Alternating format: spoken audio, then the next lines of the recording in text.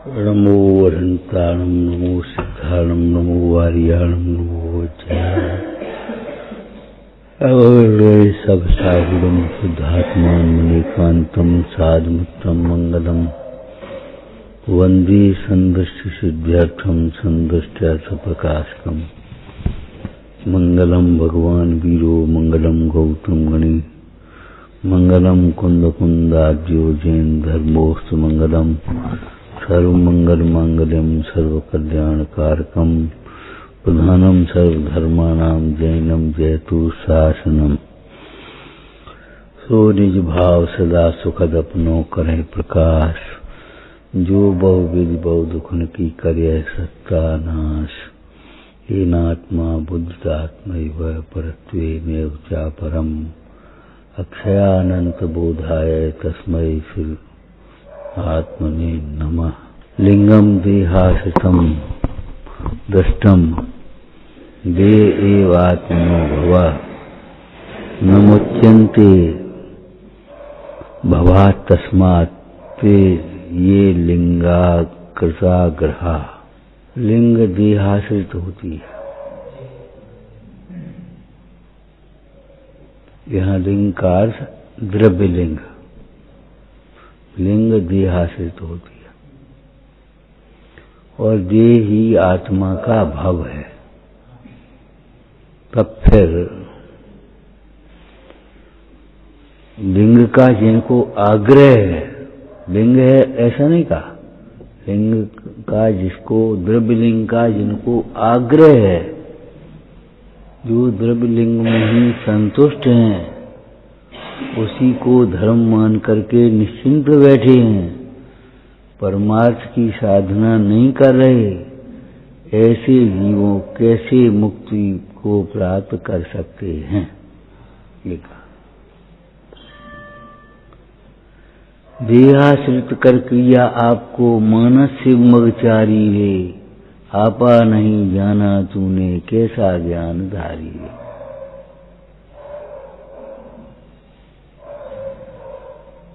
देखो, मोक्ष के कारणों में 3 प्रकार के कारण कहे गए। टोडरमल जी ने 3 प्रकार के कहा।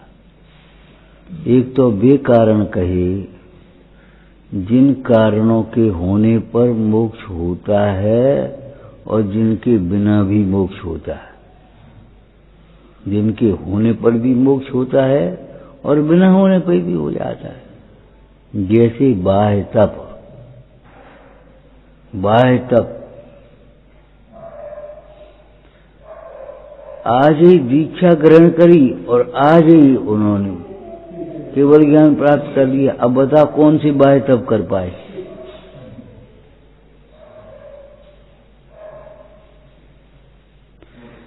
कितने ही कारण ऐसे होते जिनके हुए बिना तो कार्य नहीं होता और जिनके होने पर कार्य हो और नहीं भी हो। इनमें लिखा द्रव्यलिंग। द्रव्यलिंग बिना तो मोक्ष नहीं होता। नग्नता के बिना, मुनिपने के बिना तो मोक्ष नहीं ही होता, किसी का नहीं होता, तीर्थंकर का भी नहीं होता। और इनके होने पर मोक्ष हो और नहीं भी हो। इनके होने पर, द्रव्यलिंग होने पर मोक्ष हो और नहीं भी हो। तीसरे कारण ऐसे हैं जिनके होने पर मोक्ष होता ही है और जिनके नहीं हुए पर मोक्ष नहीं ही होता। रत्नत्रय, सम्यक दर्शन ज्ञान चारित्र के बिना मोक्ष नहीं ही होता और सम्यक दर्शन ज्ञान चारित्र होने पर मोक्ष होता ही होता है। ठीक है ना। और एक कार्य के होने में अनेक कारण चाहिए। अनेक कारण चाहिए सो हो जाएंगे, कोई दिक्कत नहीं। जैसे आपको दृष्टांत दिया था पहले परीक्षा होती है, वहां अनेक कारण चाहिए। परीक्षार्थी भी चाहिए, परीक्षक भी चाहिए, सेंटर भी बनाने हैं, फिर कापियां भी जचनी है, निरीक्षक भी चाहिए, चेकिंग भी चाहिए, फिर जाकर के रिजल्ट बनाने वाले भी चाहिए और फिर रिजल्ट भी आएगा। लेकिन किसका रिजल्ट आएगा भले आदमी, ये तो बताओ। सवेरे हमने एक दृष्टांत दिया था, चैत की महीने में गेहूं की फसल आती है, लेकिन किसके आती है ये तो बताओ। अधूरा क्यों पकड़ते हो? जो चार समवायों को गौण करके एक समवाय की मुख्यता से कथन करते हैं वे तो सम्यक दृष्टि है, सम्यक ज्ञानी है। लेकिन चार समवाय का निषेध करके एक कोई मुख्य सर्वथा कारण रूप कार्य कहते हैं, वे एकांत मिथ्यात्व है। एकांत नियतवादी, एकांत कालवादी, एकांत और भाग्यवादी, ऐसे कहे गए एकांत के। भाई कहीं पुरुषार्थ की मुख्यता से कथन करेंगे, कहीं भवितव्य की मुख्यता से कर्म करेंगे, कहीं काल अवधि की मुख्यता से कथन कर देंगे। पुरुषार्थ करने पर हम कह रहे किसान बीज बोया, किसान ने बीज बोया और सिंचाई करी। ज्यादा सिंचाई करने से जल्दी हो जाएगी फसल। आखिर बीज बोने वाले के, सिंचाई करने वाले के भी समय पर ही गेहूं आएंगे कि नहीं आएंगे, फसल आएगी। बिना बीज बोने वाले के, बिना सिंचाई करने वाले के तो आएंगे ही नहीं, लेकिन सिंचाई करने वाले के जल्दी आ जाएंगे, समय पर ही आएंगे। और समय पर भी जब आएंगे तो बिना बोए आएंगे क्या? तो ऐसा दोनों का अविनाभावी संबंध है। योग्य पुरुषार्थ भी होगा, निमित्त भी होगा, कालब्धि भी होगी, फिर भी स्वभाव है तो ही होगा। आप सरसों की जगह ककरा डाल करके, बालू डाल करके तेल निकालना चाहो तो मशीन खराब होगी, तेल थोड़ी ही निकलेगा। भाई उसमें सरसों में तेल है, अब बालू में तेल है ही नहीं, निकालो कैसे निकलेगा?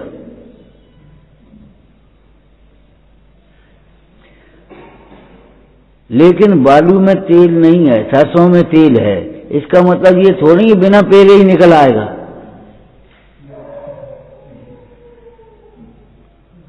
और जब वो स्पीलर चलेगा तब कोई चलाने वाला भी होगा, उसका निमित्त बिजली भी होगी। आज की भाषा में बिजली चलते हैं तो बिजली भी होगी। पहले बैल चलाते तो बैल भी होंगे।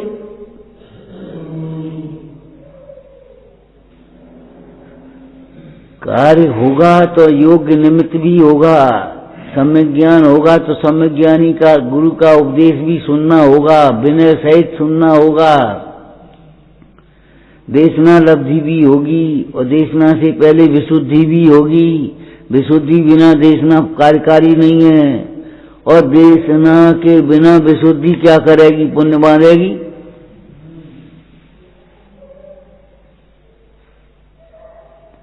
कोई गुरुजी के रोज 5 हुए सेवा करे और पढ़ाई न करे तो क्या करेगा? और कोई पढ़ाई करे और बिना सेवा न करे तो कि बिना बिना पढ़ाई नहीं होगी।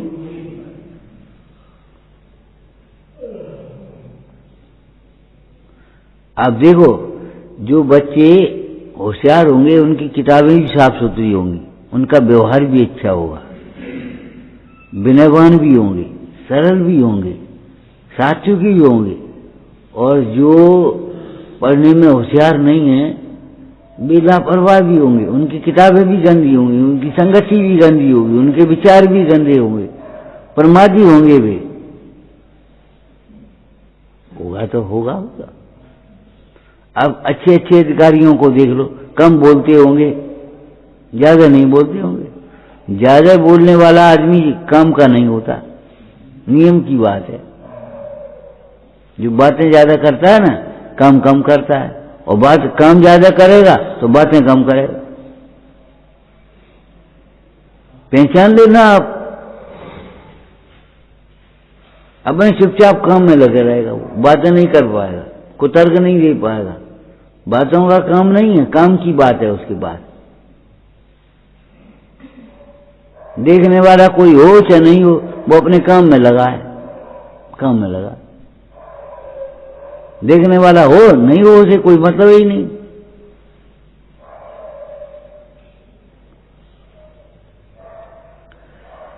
तो एक कार्य के होने में अनेक कारण चाहिए। पंडित टोडरमल जी ने मोक्ष मार्ग में राग आदि घटाने के लिए, मिटाने के लिए भी कारण दो प्रकार के कहे, एक बुद्धिपूर्वक, एक अबुद्धिपूर्वक। तो बुद्धिपूर्वक तो तत्व विचार अधिक है और अबुद्धिपूर्वक कर्म के उपसमाधिक है। अब कर्म के उपसमाधिक तो तुम करना चाहो और तत्व विचार नहीं करो तो कैसे कर्म के उपसम होंगे और कैसे राग आदि तुम्हारे मिटेंगे?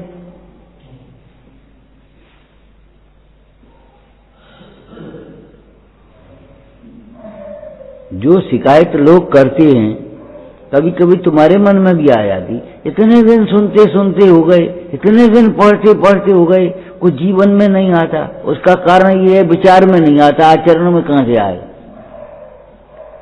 विचार में आएगा तब आचरण में आएगा, और विचार में आएगा तभी उसकी प्रतीति जगेगी। बात तो सच्ची है, ये कह रहे सो ही सच्ची है, हम नहीं। हमारी मान्यता खोटी है, हमारी भूल है, बात तो सच्ची है।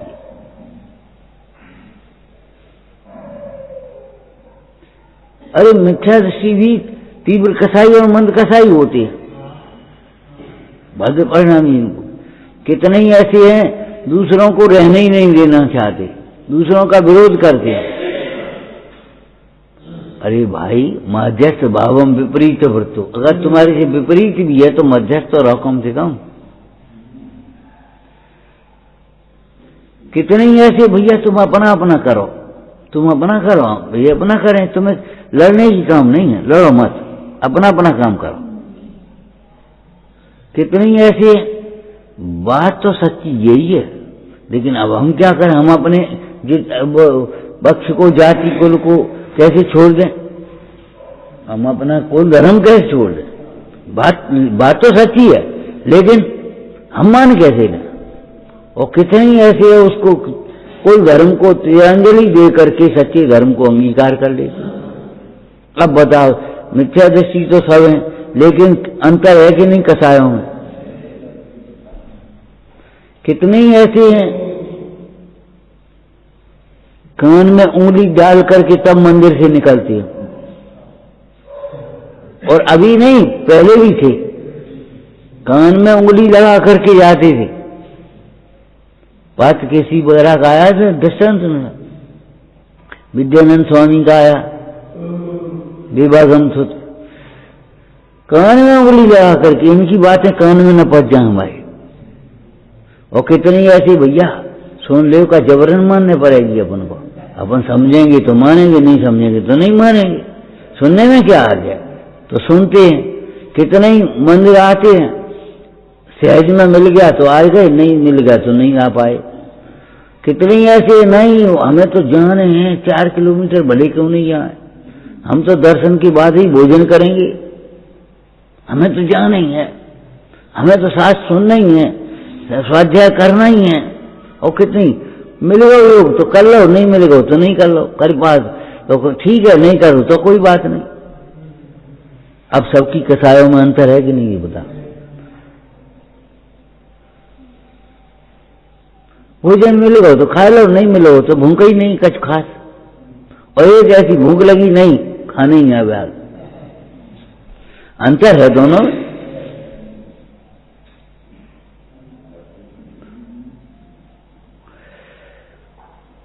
तो अनेक कार्य में अनेक कारण होते हैं, लेकिन जिस कारण का हमें कर्तव्य है, विद्यार्थी अगर पूछे सर पेपर कहां से आएंगे, सर सेंटर कहां पड़ेगा, सर ड्यूटी किसकी पड़ेगी, तो सर क्या कहेंगे?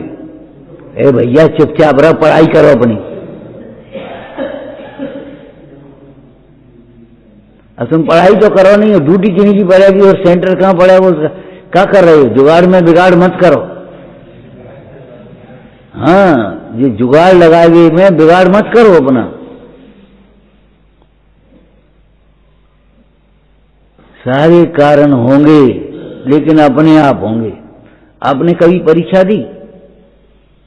समझो मेज पे जाके बैठ गए कुर्सी पे और जाकर के अपने आप कॉपी आ जाती है, अपने आप पेपर आ जाता है, अपने आप जमा होती है, अपने आप सब ले लिया, बोलो सब चलता है कि नहीं? लेकिन परीक्षा में पास कौन होते हैं? जो अध्ययन करते रहते हैं, जिन्होंने पढ़ाई ढंग से की है, ठीक है ना?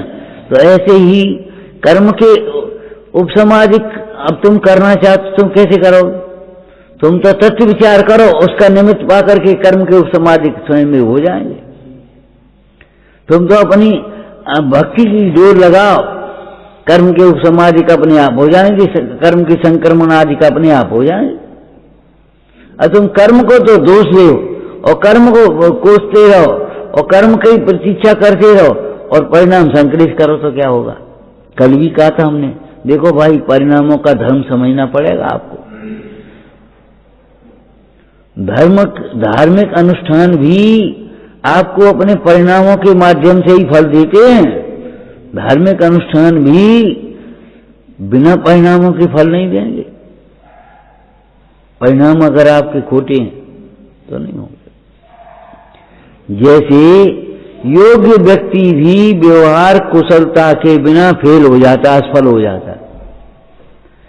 योग्य होना अच्छी बात है, योग्य है, बहुत योग्य है, लेकिन अगर व्यवहार कुशल नहीं है तो वो सफल नहीं हो पाता। योग्यता के साथ साथ व्यवहार कुशलता भी अनिवार्य है सफल होने के लिए, ठीक है ना? देखो श्रद्धा के बिना ज्ञान मिथ्या होता है, सम्यक दर्शन के बिना ज्ञान मिथ्या ज्ञान है, और ज्ञान के बिना श्रद्धा अंधश्रद्धा होती है। होती है अंधश्रद्धा की? नहीं, ज्ञान ही नहीं है, देखा देखा देखा दी कर रहे, अपन सुना सुनी कर रहे, रूढ़ी है, अंधश्रद्धा है। ज्ञान के बिना का आचरण निष्फल है, शुष्क क्रिया है वो, और आचरण बिना का ज्ञान निष्फल है। तीनों में से एक भी अगर नहीं होगा, सम्यक दर्शन ज्ञान चारित्राणी मोक्ष मार्ग। मोक्ष मार्ग एक वचन है और सम्यक दर्शन ज्ञान चारित्राणी तीन है, तो तीनों मोक्ष मार्ग नहीं, तीनों की एकता मोक्ष का मार्ग, और तीनों की पूर्णता मोक्ष है। तीनों की एकता तो मोक्ष मार्ग है और तीनों की पूर्णता मोक्ष।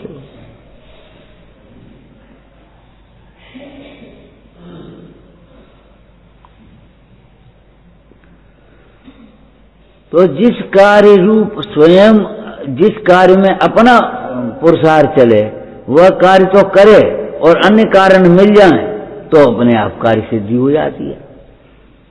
और स्वयं कार्य करने के लिए जो सक्षम है, जो कर सकता है, जहां अपना पुरुषार्थ चलता है, वो तो करे नहीं और कारणों के ऊपर भरोसा रहे तो कार्य सिद्धि कैसे होगी? अब कथन शास्त्र में अनेक प्रकार से आएंगे। कहीं तो कहेंगे जो जी जिनेश्वर के उपदेशानुसार पुरुषार्थ करते हैं उनकी कालब्धि भी आती है, भवितव्य भी भला है और सब निमित्त भी बन जाते हैं, कार्य सिद्धि भी होती है, मोक्ष मार्ग की सिद्धि। और कहीं कहेंगे कालब्धि के बिना करोड़ों उपाय करो तुम्हें कार्य सिद्धि नहीं होती। अब काल लब्ध बोलते हैं दयाल, तुम दर्शन पाए, काल लब्धि के बिना करोड़ों उपाय करो तुम्हें कार्य सिद्धि नहीं होगी। तो अब कौन से माने साहब? पुरुषार्थ माने कि भाग्य माने कि काल सिद्धि माने कि निमित्त माने? क्या माने? क्या माने? निमित्त को निमित्त मानो, निमित्त को कर्ता मत मानो, स्वभाव को स्वभाव समझो, हैं? पुरुषार्थ योग्य होना चाहिए, अंतर्मुख पुरुषार्थ, सम्यक पुरुषार्थ। और काल लब्धि, समय पर काल लब्धि को काल लब्धि मानो। लेकिन कोई काल लब्धि के भरोसे बैठा रहे, जब काल होगा तब हो जाएगा, तो कभी नहीं होगा उसको।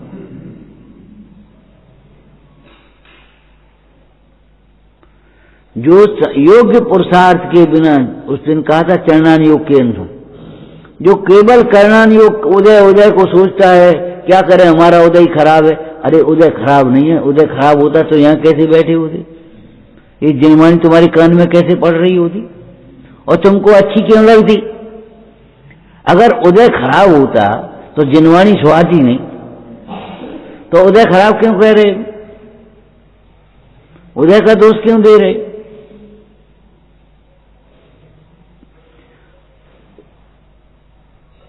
चार को गुण करके एक को मुक्त करके कथन करो, स्यादवादी हो गया, और सर्वथा एक को ही कथन करोगे एकांतवादी हो गया। पुरुषार्थ सम्यक भी होता है, मिथ्या भी होता है।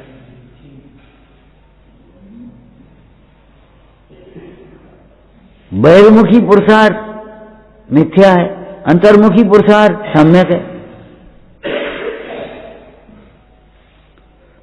बहिर्मुखी पुरुषार्थ और पुरुषार्थ के नाम पर जो कर्तव्य हम लादे रहते हैं वो तो है मिथ्या, और अंतर्मुखी पुरुषार्थ ज्ञातत्व रूप है, ज्ञाता दृष्टा रूप, वो सम्यक है।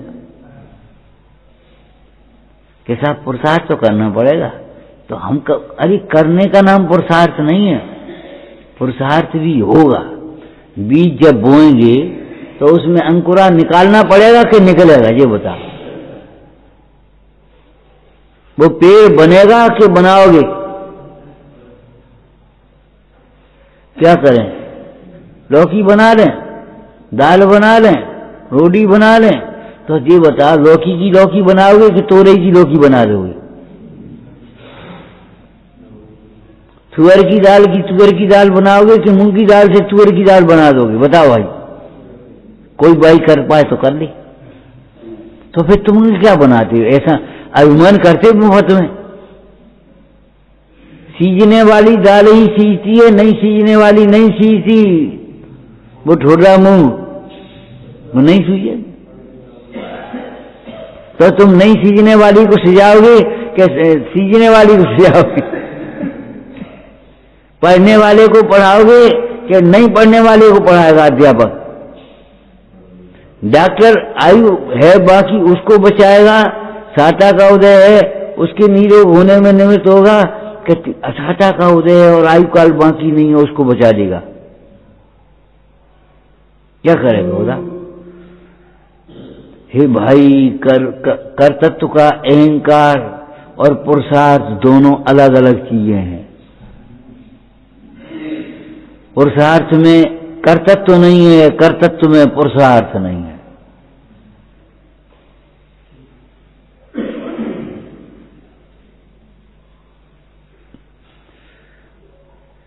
जहां अनंत का स्वरूप टोटरमल जी ने लिखा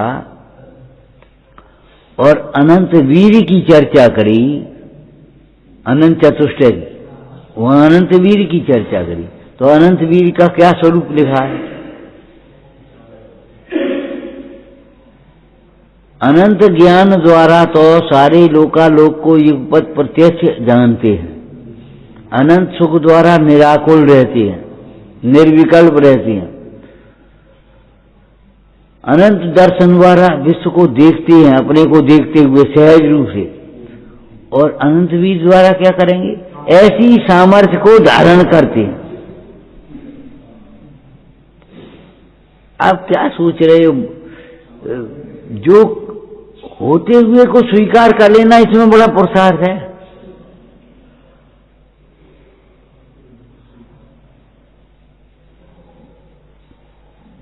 स्वभाव को का निर्णय करने में, स्वभाव को समझने में, स्वभाव को स्वीकार करने में अनंत पुरुषार्थ है। जो तुमने मान लिया वो पुरुषार्थ नहीं है। मौन रहने में पुरुषार्थ है कि बोलने में पुरुषार्थ है।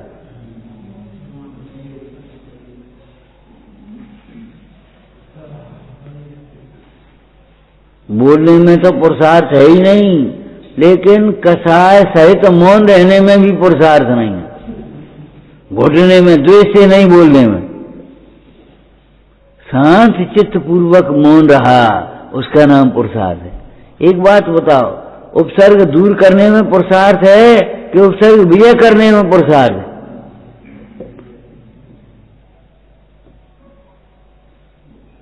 मुंडराज पर उपसर्ग किया किसी ने।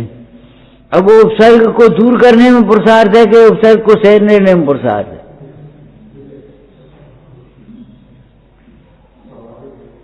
आप विचार करो। उपसर्ग के काल में भी उपसर्ग के प्रति, जिस पर उपसर्ग हो रहा है उसके प्रति, जो उपसर्ग कर रहा है उसके प्रति महजस भाव रहना, निर्विकल्प भाव रहना, समता भाव रहना, इसका नाम पुरुषार्थ है।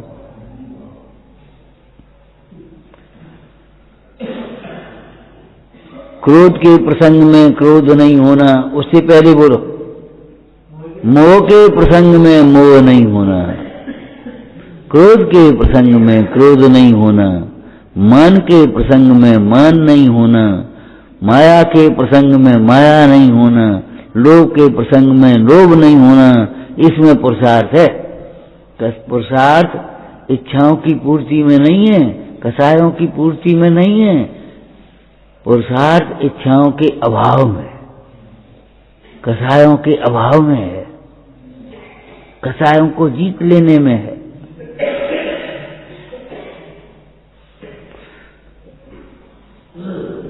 तो यहां पर क्या कह रहे हैं? लिंगम देहाश्रितम, जो द्रव्य लिंग है वो देहाश्रित है। अब रायचंद जी को देखो क्या हुआ, मुनि होने का भाव आ गया, लेकिन शरीर का वजन 32 पौंड रह गया केवल। पैरों ने जवाब दे दिया, खड़े होने की ताकत नहीं रही। अब कैसे मुनि पद धारण करेंगे बताओ? देहाश्रित है कि नहीं? देहाश्रित है बाहर की क्रिया। तब उन्होंने क्या लिखा? यद्यपि एकांतवास से जितने कर्म खिलते हैं, ग्रहावस्था में उसका शतांश भी नहीं खिलता। काजल की कोठरी है कुटुंब रूपी का, लेकिन तो भी अगर तुझे सर्वसंग निवृत्ति का अवसर न मिले तो आंशिक निवृत्ति का अवसर निकालना। वैसे ही पोल में मत घुस जाना। क्या करें, मंदिर है नहीं? अरे मंदिर नहीं है तो मंदिर की तरह बैठ जाओ 1 घंटे, पाठ करो, चिंतन करो। जैसे मन तुम स्वामी उस कोठरी में बैठे भक्तावर की रचना कर रहे थे, वृंदावन दास जी उस जेल की कोठरी में भी भगवान की स्तुति कर रहे थे, हो दीनवंत श्रीपति करुणा निधान जी। अरे भगवान यहां नहीं है, लेकिन अतीन्द्रिय ज्ञान के गोचर तो है, हमारे ज्ञान का विषय तो बन जाएंगे कि नहीं बने? तुम विकथा करने लगो, क्या कर, मंदिर तो है नहीं, तो विकथा करने के लिए क्या कर रहे तुम? तो लिंगम देहाश्रितम, लिंग जो द्रव्य लिंग है, लिंग माने यहां क्या लेना? द्रव्य लिंग। लिंगम देहाश्रितम दृष्टम देह एव आत्मनो भव, देह ही आत्मा का भाव है। शास्त्रीय भाषा बोलो इसमें। फिर देखो, नवीन देह का धारण करना ही जन्म का कहलाता कि नहीं? पुरानी देह का छूटना, इसका नाम मरण कहलाता कि नहीं? तो जन्म मरण देह आश्रित है कि नहीं? तो देह के होते हैं जन्म मरण। जन्म मरण देह के होते हैं कि नहीं? कौन ने कहा? देह को अपना मानने वाले के होते, देह के जन्म मरण नहीं होते। देह को अपना मानने वाले जीव के जन्म मरण होते हैं।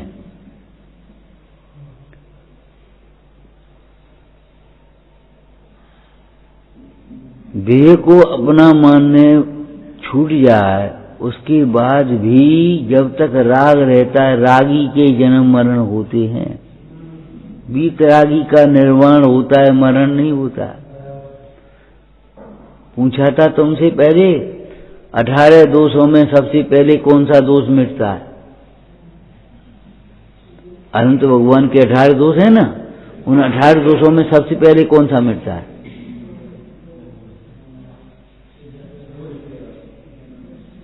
अब तुम्हें पता ही नहीं, करोगे तो ऐसे गिनोगे ही नहीं तो क्या होगा? मोह नाम का दोष सबसे पहले मिटेगा, तब मोक्ष मार्ग का प्रारंभ होगा दर्शन मोह के आवाज उपसमाधिक से। और सबसे बाद में कौन सा मिटता है? मरण नाम का दोष मिटता है? नहीं, सबसे बाद में मिटता है राग नाम का दोष। हाँ, राग मिटने के बाद मरण थोड़ी होगा, निर्वाण होगा। 18 दोषों के नाम सुना?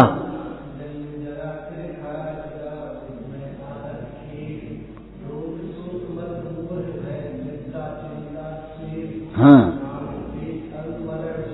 ये 18 दोष।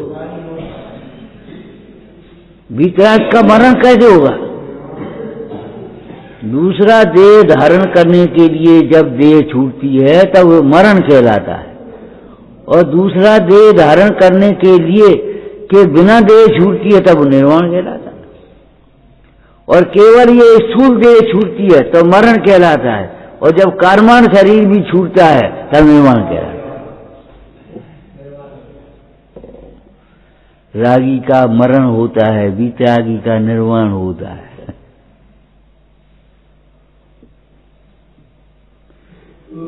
देह एवात्मनो भव, देह ही आत्मा का भव है। भव माने देह को धारण किया, बस भव का शुरुआत हो गई। मनुष्य भव, मनुष्य गति किसे कहते हैं? जब जीव कहीं से मरकर मनुष्य शरीर को अंगीकार तब वो मनुष्य गति कहलाती है। जब कहीं से मरकर देव गति में जाता है, देव शरीर को विक्रिय शरीर को धारण करता है तब देव गति कहलाती है। कहीं से मरकर का क्या मतलब? कि मनुष्य, अरे नारकी भी मनुष्य हो जाता है, देव भी मनुष्य हो जाता है, फिर यंची भी मनुष्य हो जाता है, और मनुष्य भी मनुष्य हो जाता है। कैसे? द्रव्य से, शरीर से। भाव से मनुष्य होना कठिन है, ध्यान रखना। तब तो साधु महाराज ने आशीर्वाद दिया था मनुष्य को, मनुष्य बनो, और वो लड़के को गुस्सा आ गई, महाराज मनुष्य नहीं है तो हम को हैं, तो आप ऐसा आशीर्वाद दे रहे, अरे जे कहो धनवान बनो, ज्ञानवान बनो, तो हम कछु ठीक है आपकी बात। अब कहते मनुष्य बनो तो हम मनुष्य नहीं है तो को है? तो भैया तुम मेढक की तरह टटराते हो,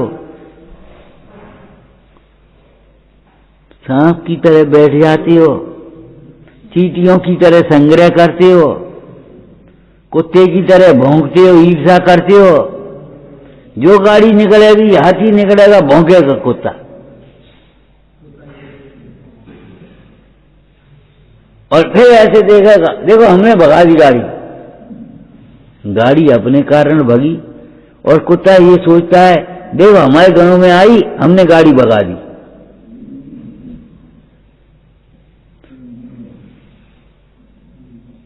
अब सोचो तुम मनुष्य हो, मनुष्य कहलाने लायक हो? जिसके साथ में जो भी आप शब्द जोड़े, श्रावक हो, श्रावक बनो।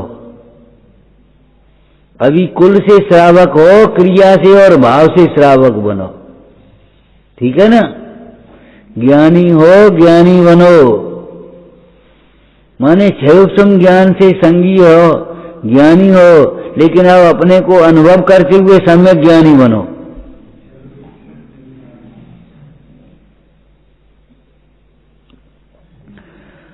तो देव एव आत्मनो भव, देव ही आत्मा का भव कहलाता है। और कुछ बात स्वामी ने क्या लिखा? देह दृष्टि ही नवीन देह को धारण करने का कारण है। जो जीव देह को अपना मानता है वह नवीन देह धारण करता है। फिर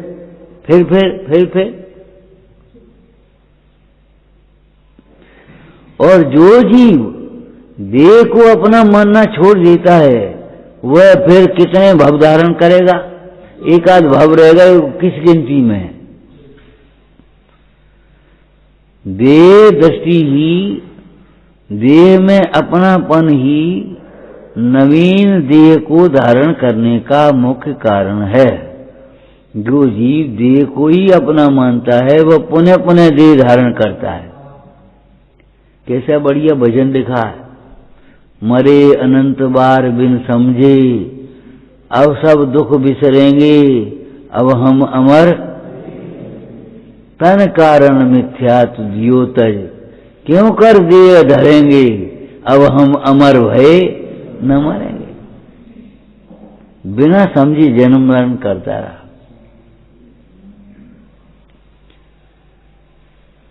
देह को धारण करना, जन्म होना, यही दूसरे मरण की शुरुआत है। उसी समय से एक एक समय आयु घट रही है। तुम सोच रहे हो हम 50 के हो गए, अरे 50 वर्ष तुम्हारी आयु में घट गए। तुम सोच रहे 60 के हो गए, अरे 60 वर्ष तुम्हारी आयु में घट गए। जो ही दिन कटे सोई आयु में अवश्य घटे, बूंद बूंद बीते जैसे अंजलि का जल है।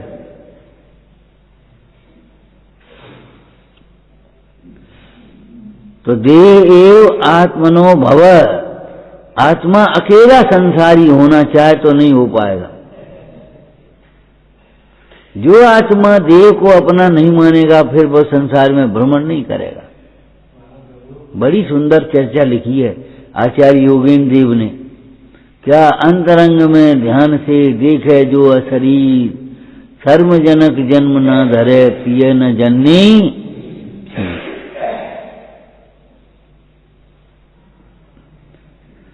बारंबार विचार करो। अब ये बताओ, जब देह ही अपनी नहीं है तो माता पिता किसके, और जन्म जयंती किसकी, और पुण्यतिथि किसकी? जन्म जयंती में मगन हो रहे। अरे जब देह अपनी नहीं है तो जन्म जयंती कैसी? एक बच्चे ने प्रश्न किया, तो जन्म जयंती हमको कैसे मनाना चाहिए? अरे अपने को अजन्मा देखना चाहिए कि जन्म जयंती मनाना चाहिए? विचार करो। गुरु महाराज क्या कहते, भैया तुम अपने को देह से परिचय क्यों दे रहे हो? ये देह के माता पिता कि तुम्हारे माता पिता? देह का जन्मदिन कि तुम्हारा जन्मदिन? बताओ। आत्मा तो अनादि अनंत है। आत्मा की कहा माता पिता? देव आत्मनो भव, देह ही आत्मा का भाव है। नहीं समझ में आए तो विचार करो, खूब विचार करो, उहापोह करो। बिना देह का आत्मा देख करके आप सोचो, आत्मा कैसे जन्मेगा, कैसे मरेगा, कैसे शरीर करेगा, कैसे कर्तृत्व करेगा, कैसे काम, क्या क्या करेगा देह के बिना? बता। लोक में भी बड़ी बुरी बात भाषा बोलते हैं, पापी पेट। तो पेट पापी थोड़ी है, पेट तृष्णा पापी है। पापी, और कहते थे पापी पेट। कल क्या कहा था? कायोत्सर्ग कहते हैं, और अर्थ है काया की ममता का त्याग। काया का त्याग नहीं होता है कायोत्सर्ग में। कायोत्सर्ग में काया का त्याग होता है क्या? काया की ममता का त्याग होता है। ममता में राग और द्वेष दोनों आते हैं। अकेला राग नहीं, द्वेष भी आता है। काया पर उपसर्ग करने वाले के प्रति द्वेष नहीं, और काया के उस उपसर्ग को दूर करने वाले के प्रति राग नहीं। जब वे अपना सैनिक ने अपना काम किया, चेलना ने अपना काम किया, मुंडा सोचते हम अपना काम काय को छोड़े। सैनिक ने अवसर किया तो अज्ञानी और द्वेष बुद्धि वाले अवसर ही करेंगे और क्या कर पाएंगे। अज्ञानी द्वेष बुद्धि वाले उपसर्ग ही तो करेंगे और क्या कर सकेंगे।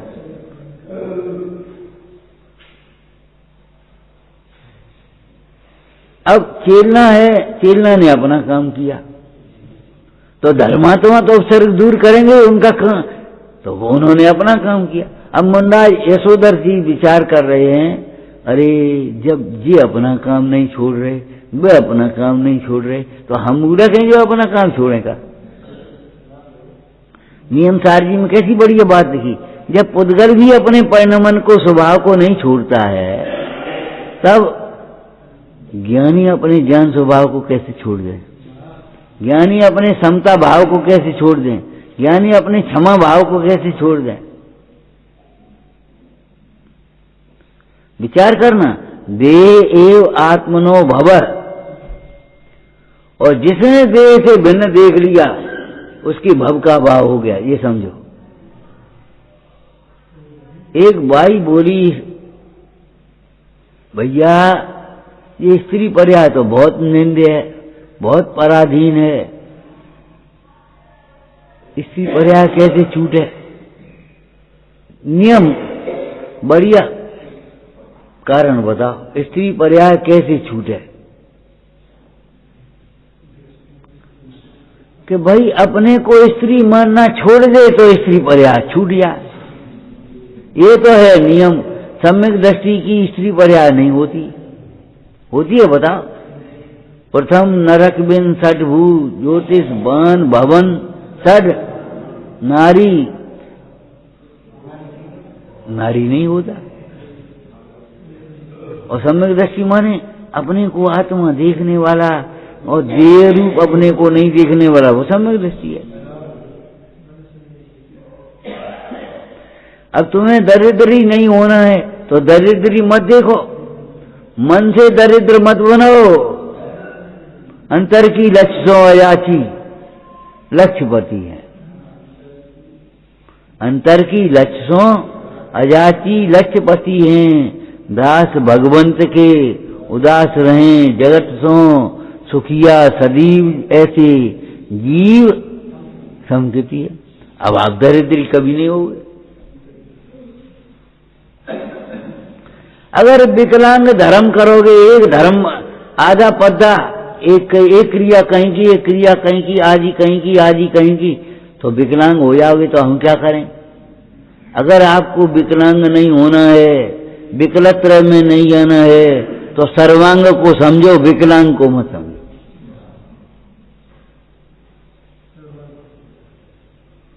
सांगोपांग समझो, सांगोपांग विचार करो, अपने पक्ष का पोषण मत करो।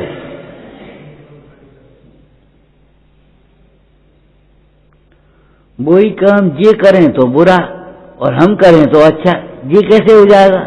अरे बुरा तो बुरा है, चाहे तुम ये करें चाहे हम करें, और अच्छा तो अच्छा है, चाहे ये करें चाहे हम करें।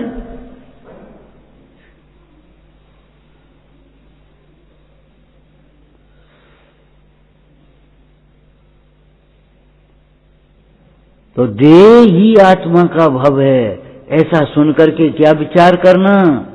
हे भाई ये विचारना, जब तक देह को अपना मानना नहीं छूटेगा तब तक भव का भाव तो नहीं होगा। और हमारी जिद है, हम पूजा करने लगेंगे लेकिन मानेंगे देह को ही अपना, हम स्वाध्याय करने लगे लेकिन मानेंगे अपने देह को ही अपना। हम दान दे दिए तुम बता सो दे रहे हम, लेकिन मानेंगे देह को अपना। दान देंगे तो दानी मानेंगे, पूजा करेंगे तो पुजारी मानेंगे, स्वाध्याय करेंगे तो पंडित मानेंगे। अब बताओ आत्मा कब मानोगे। सोचो विचार करो। देखो व्यवहार में अलग बात है, कहने में आना अलग बात है, लेकिन मान्यता अंतर की विचार करो। जब आप देह को अपना मानते रहोगे तो सच्ची बात यह है कि धर्म का प्रारंभ भी नहीं होगा।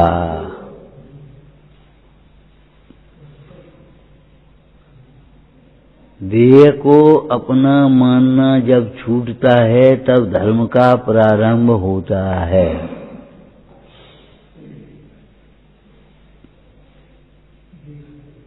इसलिए पहली भावना भाई है ये, वीतराग सर्वज्ञ तंकर भवजन की पूर्ववास, ज्ञान भानु का उदय करो मम मिथ्या तम का, उसके बाद जीवों की हम करुणा पारे सब आएगा।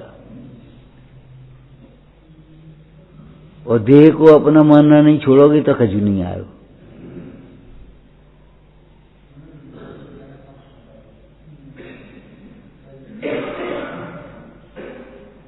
आपने पढ़ा है देह मुर्दा है, देह माटी है, पुद्गल है, अजीब है, तो देह को अपना मानने वाला कौन हुआ?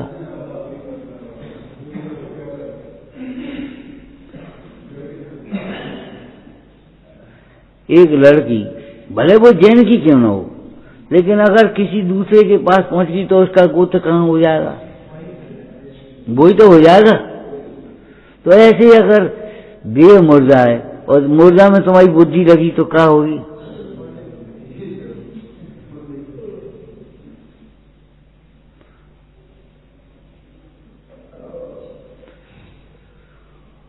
परिग्रह कभी मेरा बने तो मैं अजीब बनूं अवे। पर मैं अजीब नहीं बनूं, इसलिए परिग्रह नहीं मेरा। रे परिग्रह को अपना मानने वाला, उसने अभिप्राय में अपने को कौन माना है? जीव माना, अजीब माना। पुद्गल के कर्ता मानने वाले ने अपने को जीव माना, नहीं माना, उसने पुद्गल माना अपने को। देव आत्मनो भव, ये देह जब तक भीतर वाली देह,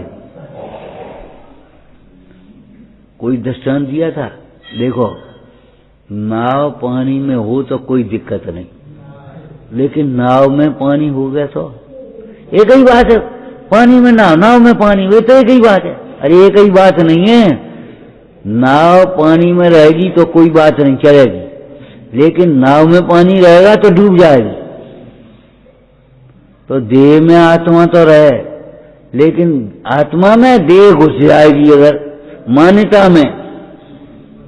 ये देह है सोई मैं हूं, मैं सुंदर हूं, मैं कुरूप हूं, मैं मोटा हूं, मैं पतला हूं, मैं छोटा हूं, मैं बड़ा हूं, बस समझ लो संसार है।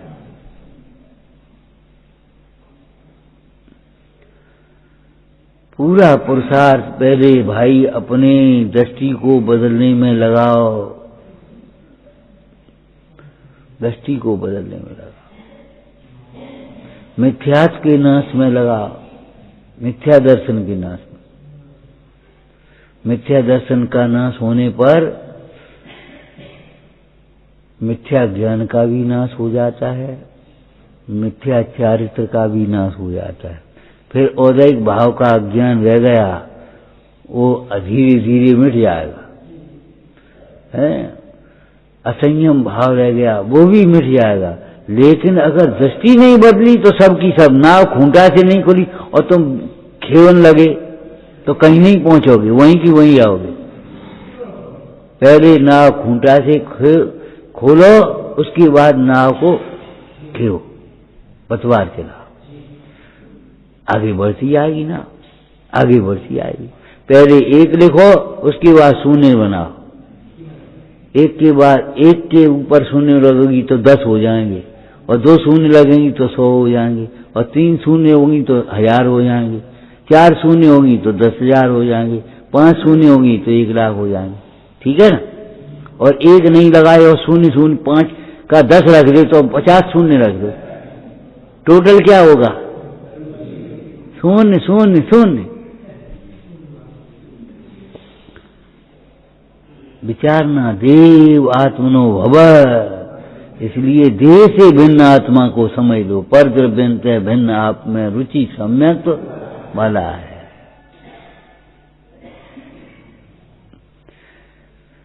जिन्हें देहातीत क्रियाओं का, देहातीत ज्ञान का क्षयोपम, ये भी क्रिया है जो स्वाध्याय करना, ये पढ़ना लिखना, चर्चा करना, ये मत सोच लेना ये कोई धर्म हो गया। तब तुम ये सोच, कई लोग ऐसे हुए कि इसको तो मानते धर्म और उसको मानते क्रिया, देहातीत। अरे कहाँ देह की क्रिया में तुम मगन हो? पूजा पाठ में, पूजा पाठ को तो मान लेंगे देह की क्रिया और इसको मान लेंगे धर्म। भैया नहीं, ये इंद्रिय ज्ञान में धर्म नहीं है। अतीन्द्रिय ज्ञान प्रकट होता है, उस अतीन्द्रिय ज्ञान में अतीन्द्रिय आत्मा जानने में आता है, तब धर्म का प्रारंभ होता है। ऐसा जानकर देह स्वप्न में भी अपनी भाषित नहीं हो, इस प्रकार से ज्ञानाभ्यास करो, वह ज्ञानाभ्यास तुम्हारे लिए सार्थक होगा। ओम नमः।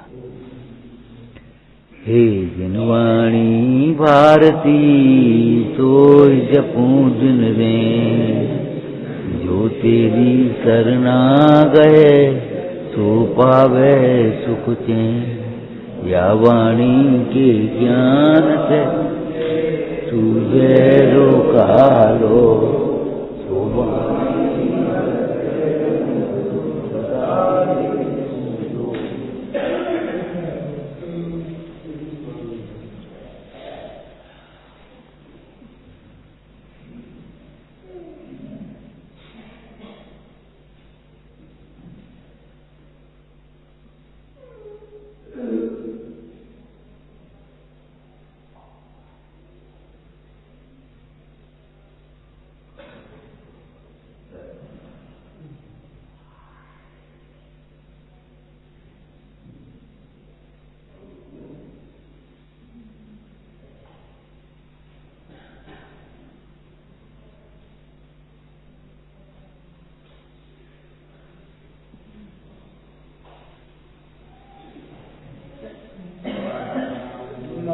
माता की